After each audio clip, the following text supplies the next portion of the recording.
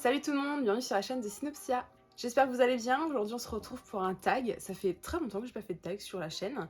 Et là c'est un tag que j'ai pas encore vu sur les chaînes françaises. Alors peut-être que d'ici là que je poste la vidéo ce sera vu. Mais je l'ai vu pas mal passer voilà, c'est ce mois dernier, enfin ces dernières semaines sur les chaînes anglophones. Et du coup c'est le Book Recommendation Tag. Donc j'ai essayé de traduire les questions comme je pouvais. Normalement ça veut dire quelque chose. J'avoue que j'ai pas repassé sur ma traduction depuis que j'ai préparé le tag, donc j'espère que c'est bien ça. Sinon, vous allez avoir un tag totalement faux. Bon allez, sans plus attendre, on commence par la première question. La première question, c'est un livre que tu présentes comme ton favori aux gens. Alors moi j'ai beaucoup de livres favoris vu que je lis beaucoup. J'ai du mal à trouver le livre en fait. Mais c'est vrai que généralement ce qui ressort quand je dis mon livre préféré, je dis ma saga préférée c'est La Passe Miroir et mon livre standalone tout seul ce serait Betty. Mais voilà, il y en a beaucoup d'autres, je parle aussi souvent de The Curse notamment ou pas mal de Taylor Jenkins Reid. Donc voilà, j'ai encore du mal à trouver mon livre préféré, mais généralement c'est quand même ces deux-là qui ressortent. Donc voilà pour la première question, assez rapide.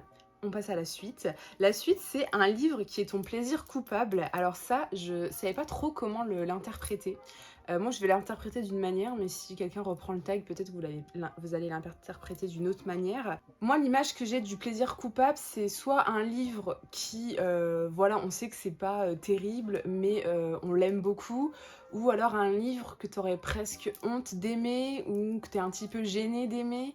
J'ai pas beaucoup de livres comme ça, mais en fait, j'ai pensé à un livre, je vous en ai jamais parlé, mais en fait, quand je me suis mise sur BookTok, donc en novembre, ce que TikTok m'a énormément conseillé, c'était beaucoup de romances spicy, etc. Et j'étais vraiment dans un mood où j'avais envie de renouer un petit peu avec la romance. Il y en a un qui m'a tout particulièrement retenu l'attention.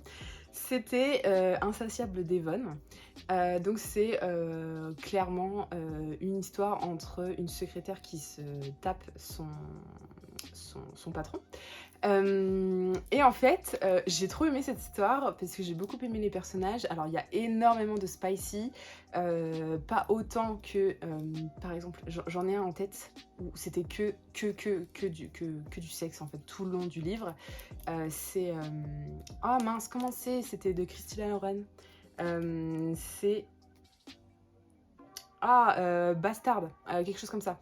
Je sais plus, mais bref, c'est le Christina Lauren que forcément vous savez. Ça, voilà, c'est du smut tout le long du roman, mais avec Insatiable Devon, je trouve qu'il y avait quand même beaucoup plus de scénarios. J'ai vraiment bien aimé. Voilà, c'est une lecture que j'ai dévorée. Enfin, c'est genre le genre de lecture que je lis super vite. Voilà, c'était vraiment totalement dans mon mood actuel.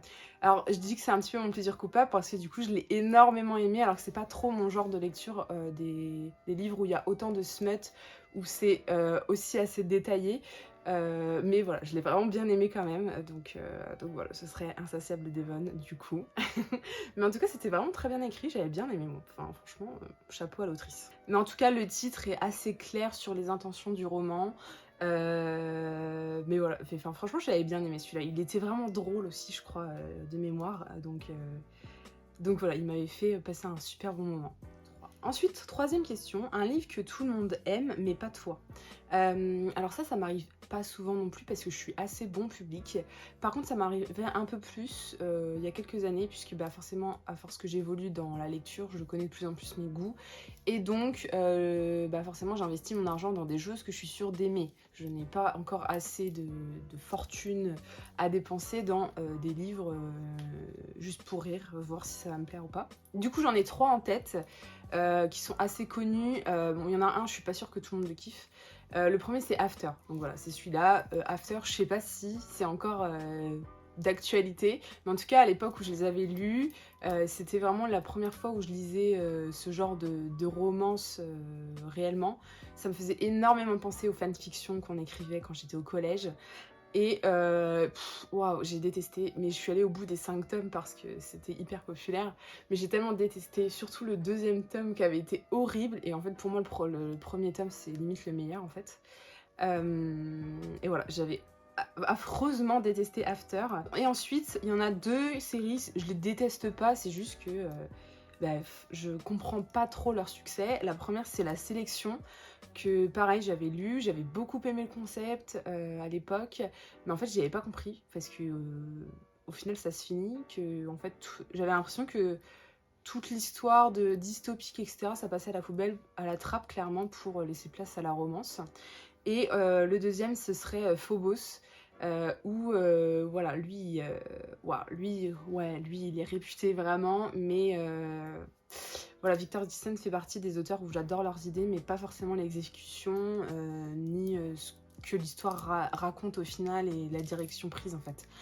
Donc voilà, Phobos, j'ai pas du tout accroché. Pourtant, je suis allée quand même jusqu'au. Je crois que j'ai. Non, j'ai pas lu le dernier tome, je crois. Donc voilà, ce serait ça pour les livres que tout le monde aime, mais pas toi. Mais sinon, dans ce qui est récemment sorti, je suis très bon public, je crois. Et j'ai tout aimé. Mais bientôt, on va tester Le Prince Cruel, donc restez connectés. Quatrième question. Un livre que tu as lu très vite. Alors, récemment, ça a été Le Royaume des damnés, que j'ai vraiment dévoré. Je l'ai lu vraiment très très vite. Franchement, j'ai dû le lire en 1 jour et demi parce que voilà, j'avais des trucs à faire. Mais oui, je pense 2 jours max, franchement. Et sinon, il y en a un que je me souviens, mais c'est un roman que je l'ai ouvert. Et pourtant, c'est pas trop mon style de lecture. Enfin, c'est un style de lecture que j'ai lu à l'époque quand même pas mal. Mais c'est pas non plus mon style préféré. C'est un thriller, c'est Les Chiens. Je me souviens plus de l'auteur. Mais c'est cette couverture-là. Et en fait, ce livre, je me souviens, je l'avais acheté à France Loisirs. Je suis rentrée, j'ai commencé à le lire et je l'ai pas lâché avant de l'avoir fini en fait. Et c'est très rare que ça m'arrive pour un roman, parce que c'est quand même long quand même. Mais là, je l'ai pas posé une seule seconde en fait. Je l'ai dévoré. Il me semble que voilà, ça parle d'un garçon et en fait on vit des choses avec lui. On sait plus faire la différence entre la réalité et l'illusion en fait. Et ouais, enfin, je me souviens vraiment d'avoir adoré ce livre. Je me souviens plus de quoi ça parle, mais il y a une histoire avec des chiens. Il y a une histoire de réalité et d'illusion d'un jeune garçon, et voilà. Mais c'était trop bien, je m'en rappelle, je l'avais dévoré, et j'aime trop les livres qui me happent comme ça, à tel point que je veux plus les poser et que je me rends plus compte de ce qui existe autour. Mais voilà, j'ai repensé à ce livre et je me suis dit, tiens, je vais en parler parce que je parle quand même souvent des mêmes livres, et du coup là, ça change un petit peu. Ensuite, cinquième question, un livre qui mérite plus de hype. Bon, il y en a plein, mais bon, je lis aussi beaucoup de livres hypés. Je dirais Roi de cendres. J'avais adoré ce livre, ça avait été un gros coup de cœur. Ça parle de santé mentale, c'est une romance également. Et pareil, c'est un de mes livres préférés que je me souviens plus exactement de quoi ça parle. Mais en fait, c'est un livre qui a une particularité. Ça, eux, ils ont été forts, franchement, pour le coup. Plus tu lis le roman, plus ça devient sombre. Voilà, pour coller à l'histoire, je l'ai conseillé à pas mal d'amis, dont Laura, une très bonne amie à moi, qui l'a lu tout récemment et qui l'a adoré. Donc franchement, n'hésitez pas, il est super. C'est un bel objet livre, j'aime beaucoup la couverture, j'aime beaucoup l'histoire que ça raconte. Et celui-ci, j'ai très envie de le relire. Ça fait partie des livres que j'aimerais bien relire, puisque c'est quand même censé être un livre que j'adore. Donc ce serait bien que je me rappelle un peu plus de détails que ce que j'ai en tête actuellement. Après, j'aime bien vous proposer donc un one-shot, mais aussi une saga. Autre saga que je trouve qu'elle mériterait plus de hype, c'est La couleur du mensonge. Je trouve qu'on la voit pas beaucoup passer. C'est une trilogie, beaucoup de retournements, je l'ai relu. C'est une trilogie que j'ai relue la début d'année, fin d'année dernière et début de cette année-là. Je vais certainement vous en faire une vidéo un jour, peut-être, j'aimerais bien, c'était comme ça, enfin c'était censé être pour ça que je l'avais relu. Mais voilà, on suit des personnages qui voilà, ont un petit peu rien à voir ensemble au début. Il y a des complots, des guerres, voilà, c'est pas mal de mensonges et de retournements de situation tout le temps en fait. On s'ennuie jamais et les personnages sont hyper attachants. Il y a de la romance. Donc franchement, allez-y, hein, voilà, avec une petite héroïne très badass qu'on adore et un love interest vraiment sexy. Enfin voilà, j'adore ces persos. Donc voilà, foncez sur La couleur du mensonge si c'est votre style de lecture en termes de fantasy. Ensuite, question suivante, un livre qui va être adapté en film, série. Alors ça, c'est genre le genre d'info où j'oublie tout le temps en fait. J'ai vu plein de trucs passer, mais pas des trucs où en fait c'est trop récent en fait pour savoir si c'est vraiment vrai ou des trucs où c'est encore même pas en production, on n'a pas de casting, on n'a rien, donc voilà. Moi j'en ai une en tête que j'attends depuis belle lurette, c'est Percy Jackson en fait. Parce que j'ai l'impression que ça fait 3 piges qu'on nous a annoncé ça, que ça va sortir sur Disney+, et je crois que ça sort fin d'année prochaine encore.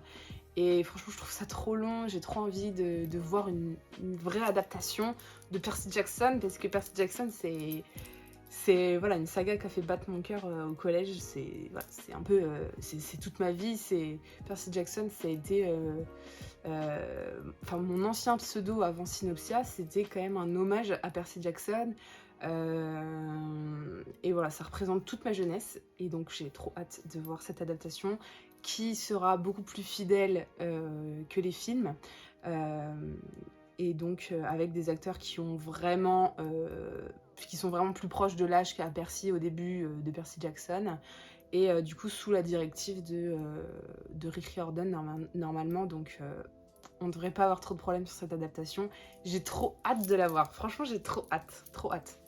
En 7ème question, on a un livre que tu as le plus relu, donc sans compter Harry Potter et Percy Jackson, que j'ai pas mal relu.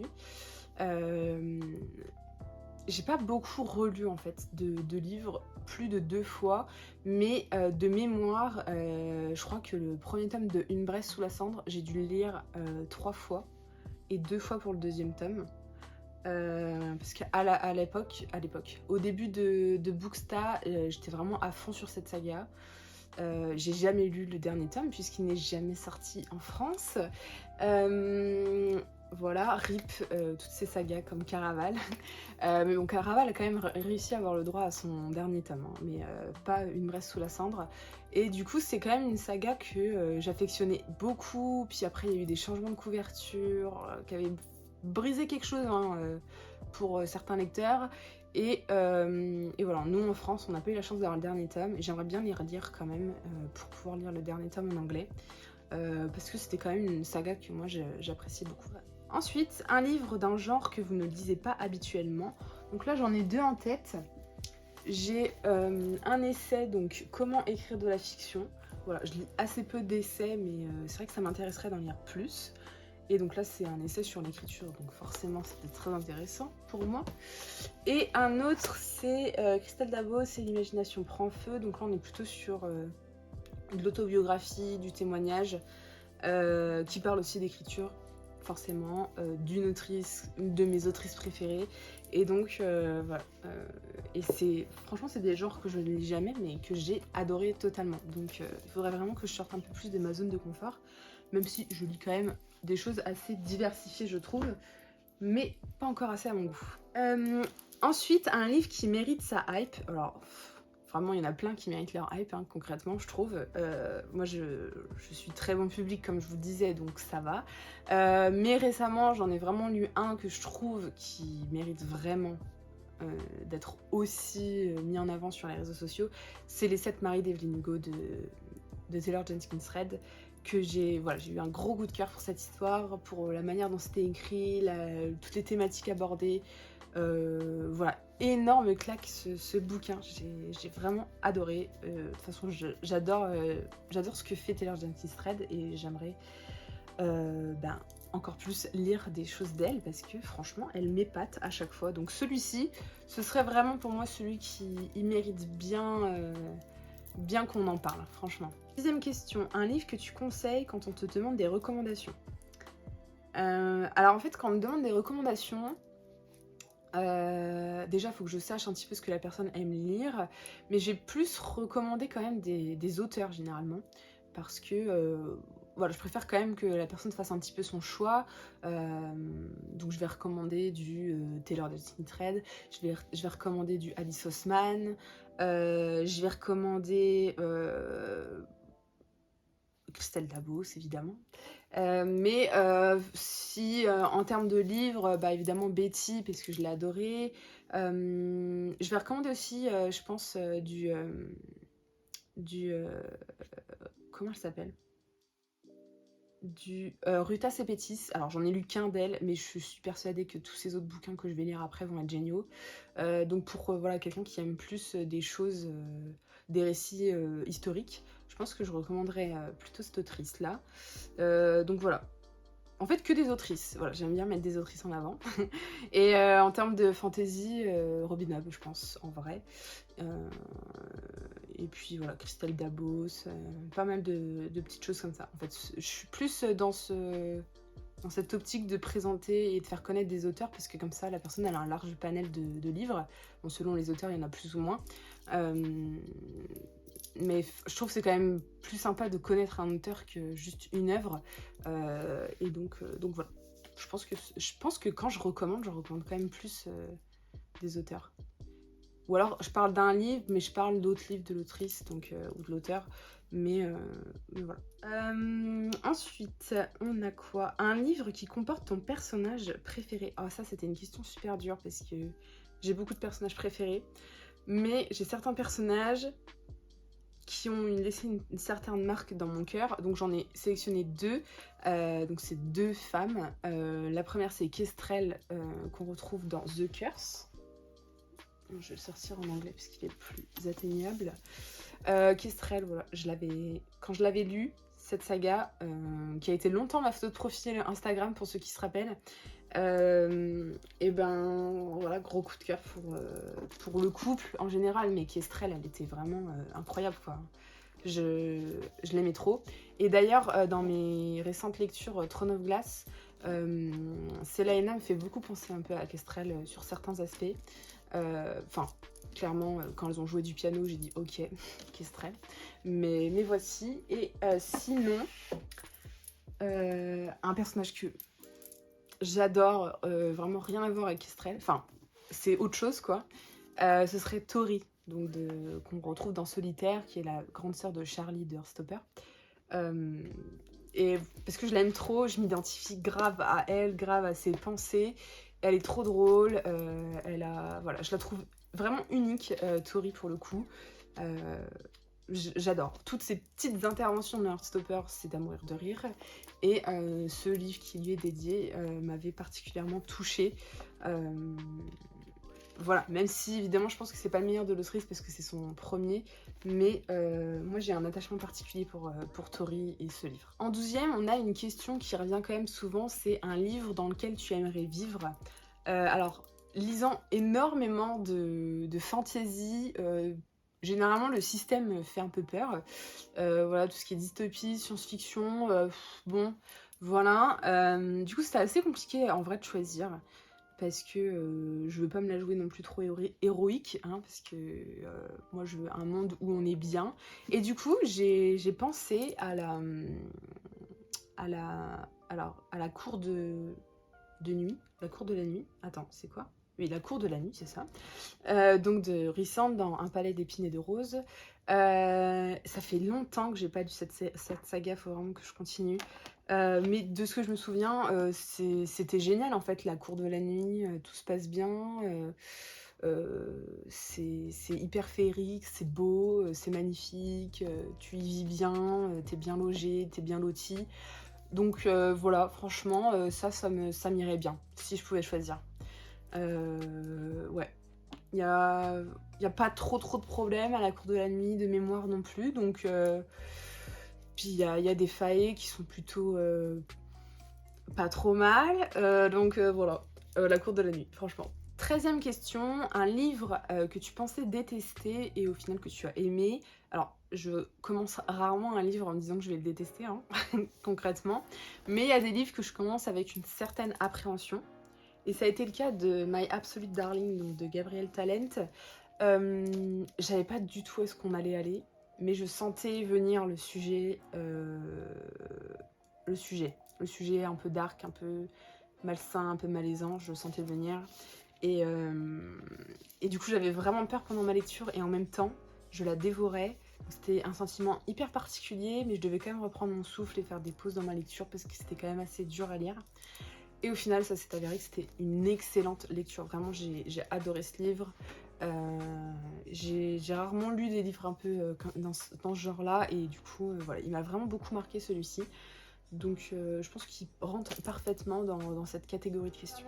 Et ensuite, avant-dernière question, un livre qui t'a fait pleurer. Bon, c'est sans surprise, je sors tout le temps le même, mais parce que il n'y a aucun livre qui m'a fait plus pleurer que ça.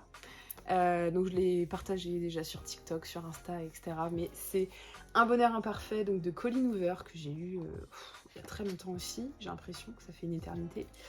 Ça nous parle d'un couple qui voilà, n'arrive pas à avoir d'enfants, et qui c'est un problème puisque ça détruit petit à petit leur relation.